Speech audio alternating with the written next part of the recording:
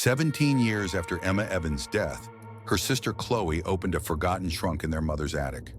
Dust. Silence. Inside, a blue diary.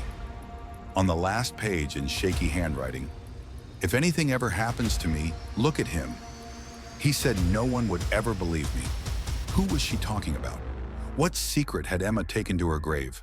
The truth was buried, but now it was screaming to be heard. Emma Evans, 21. Bright, beautiful, full of life. Studying psychology, dreams of becoming a therapist. That morning, her mother went to the bakery. Chloe, then 11, watched cartoons. When their mother returned, she found Emma, hanging from the ceiling fan. A note: "I can't take it anymore. Sorry." Police came. Quick ruling: suicide. No foul play, no autopsy beyond basics.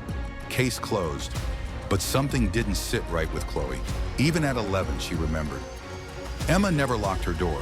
That morning, it was shut tight. Emma was buried. Life moved forward. Chloe grew up. But Emma's death haunted her. Her laughter still echoed in the hallway. Her perfume sometimes lingered in Emma's untouched room. And Peter, Uncle Peter, was there every Christmas. Always smiling, always helpful. But Chloe remembered. He hugged Emma too long, always asked her to stay home when she had plans. Emma started locking her room. Then, she was gone. The diary was written over 2 years, hidden behind Emma's old college essays. Chloe read through tears and shaking hands. "He touches me when no one's looking. I told Mom once. She said I was being dramatic. He says no one would believe me, that I'd destroy the family." Then just 2 days before her death, "I'm going to record him. I have to end this. I can't live like this anymore." Chloe gasped. Peter? Peter? Their mother's brother? The one who sang her lullabies? Chloe took the diary to Detective Callum Reid. He reopened the cold case. They re-examined the scene.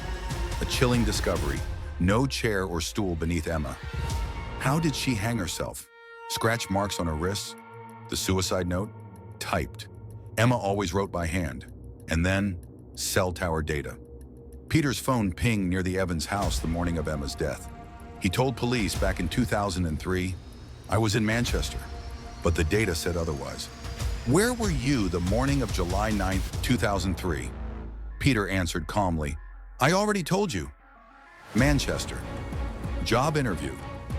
The detective pressed, "Why did your phone ping near your sister's house that morning?" Peter hesitated. I must have passed through. Traffic detour." The detective slid a photo across the table. "She wrote about you in this diary. She feared you." Peter's voice dropped. She was mentally unstable. Everyone knew that. But then came the audio recording. Emma's voice trembling. "Don't come near me again. I swear I'll tell someone. I have proof now." Peter's eyes went cold. Chloe thought she knew everything. But then, another twist. She found a second diary taped under Emma's old desk drawer. Older entries, faded ink. "Mom caught me crying last night. I told her what Peter did. She slapped me, said I was making things up." Chloe's breath stopped. Her own mother? Margaret? Margaret had known? And done? Nothing? Chloe confronted her mother.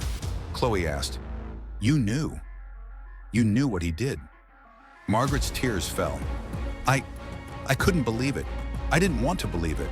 If it were true, what would happen to us?" Chloe's voice cracked. "She died, Mom, because you stayed silent." Margaret collapsed in sobs. The next morning, Margaret was found unconscious, pills scattered across her bed, an attempted suicide note. "I failed her. I failed you. I'm sorry." She survived, barely. But the story was no longer just about Emma. It was about a family that let evil live under their roof. Peter was arrested, charged with murder. But in custody, he made a chilling statement. "You think Emma was the only one?" The detective leaned in. "What do you mean?" Peter smirked. "Start digging." Chloe watched from behind the glass. What did he mean? Was there another victim? Another lie? The case that had haunted her entire life had just exploded open. Peter's words echoed in Chloe's ears. You think Emma was the only one? What did he mean? Another victim? Another sister? Another crime? Detective Reid pulled every file Peter Dawson had ever been mentioned in. One name came up, a girl named Lily Morgan, missing, 1999, age 14. Peter had been a youth counselor at her school. Chloe dug deeper. She found an old yearbook. Lily's smile was faintly familiar. Emma had once mentioned her. She dropped out. No one knows why. Lily's case was never solved. Her parents moved to Scotland, her belongings untouched in her childhood room. Chloe contacted Lily's mother, met her in Edinburgh. The woman aged by grief. When Chloe mentioned Peter's name, her hands trembled. He was always kind to Lily. Too kind. She said he gave her gifts. Then she stopped talking. Weeks later, she vanished. Chloe returned to Liverpool, haunted. She demanded Peter be questioned again. "Who was Lily?" Reid asked. Peter chuckled. "So you found her.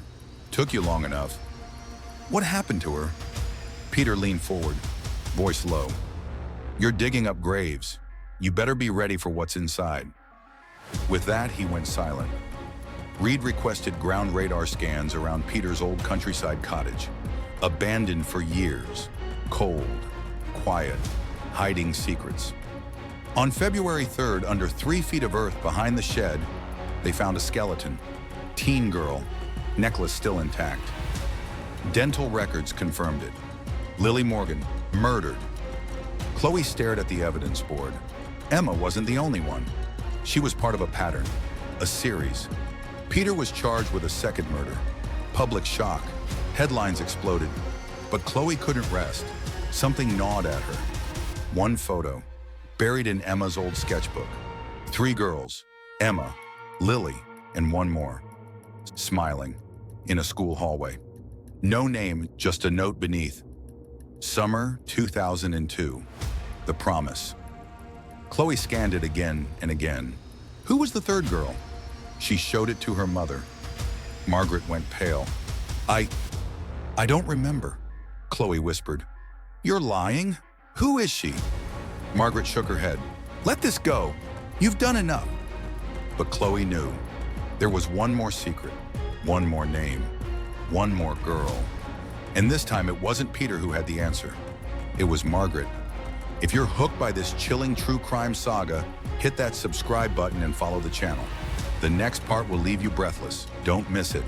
Down.